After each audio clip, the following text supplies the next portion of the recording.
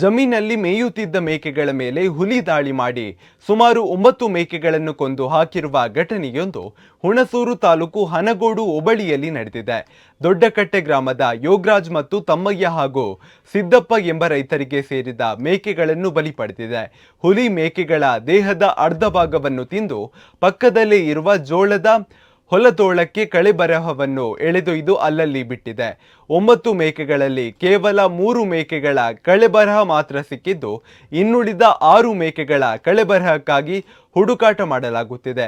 ವಿಷಯ ತಿಳಿದ ಅರಣ್ಯ ಇಲಾಖೆ ಅಧಿಕಾರಿಗಳು ಸ್ಥಳಕ್ಕೆ ಭೇಟಿ ನೀಡಿ ಕೂಂಬಿಂಗ್ ತಯಾರಿ ನಡೆಸಿ ಬೋನ್ ಇರಿಸಿದ್ದಾರೆ. ಈ ಭಾಗದಲ್ಲಿ ಹಿಂದೆಯೂ ಹಲವಾರು ಜಾನುವಾರುಗಳನ್ನು ಹುಲಿ ಬಲಿ ಪಡೆದಿದ್ದು, ಈ ಘಟನೆಯಿಂದ ರೈತರು ತಮ್ಮ ಹೊಲಕ್ಕೆ ಹೋಗಿ ವ್ಯವಸಾಯ ಮಾಡಲು ಭಯಪಡುವಂತಾಗಿದೆ.